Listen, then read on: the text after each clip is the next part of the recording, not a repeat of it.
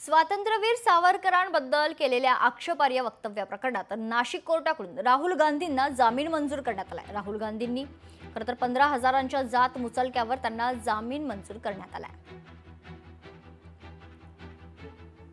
जर तो आदेश खारिज झाला तर ही केस खारिज होईल, अन्यथा ही केस चालेल, साक्षी पुरावे त्याच्यामध्ये होतील। त्यासाठी आज महत्त्वाचा टप्पा केसचा म्हणजे जामीन देणे।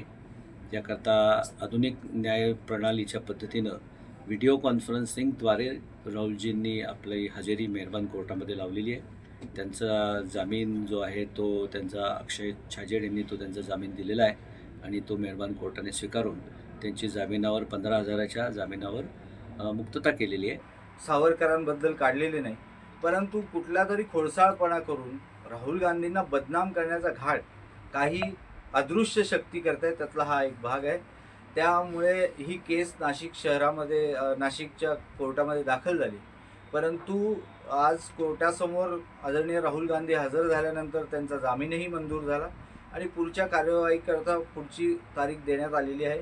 आम्हाला खात्री आहे की राहुल गांधी या प्रकरणाशी राहुल गांधींचा फारसा काही संबंध नाही आणि यातून त्यांना न्याय मिळेल।